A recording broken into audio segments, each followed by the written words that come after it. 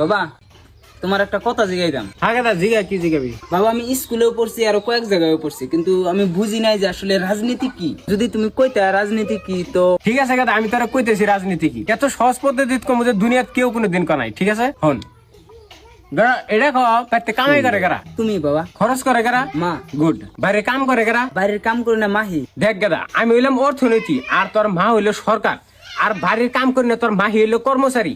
এটাই হইলো রাজনীতি, বুঝছা? কিন্তু বাবা কি গেদা? কিছু না বাবা, কালকে রাতে যে ঘটনাটা হয়েছে তারপরে আমি পুরাই বুঝে গেছি গে আসলে রাজনীতি কারে কয়। কি হয়েছে কালকে গেদা? হ্যাঁ বাবা কালকে রাত্রে বাথরুমে যাওয়ার জন্য উঠছি, ভাবলাম মারে ডাক দেয়া উঠাই নিয়ে যায়, কিন্তু মা ঘুম থেকে উঠলো না। আবার ভাবলাম তোমারে ডাক দেয়া উঠাই নিয়ে যায়, তা তুমি রুমে আসিলা না। আবার ভাবলাম যে ঠিক আছে কাম করা মাহিক ডাক দেই, তো মাহির রুমে গেছি, যাহেরা দেখি তুমি আর মাহি কিছু করতেছ। তখন আমার রাজনীতি বুঝাইলো যে অর্থনীতি কর্মচারী শোষণ করতেছে, আর সরকার আরাম মতো হইয়া রয়েছে, আর জনসাধারণ চুপচাপ খাড়ায় থেকে দেখতেছে, কিন্তু কোনো বিরোধিতাও করা হারতেছে না।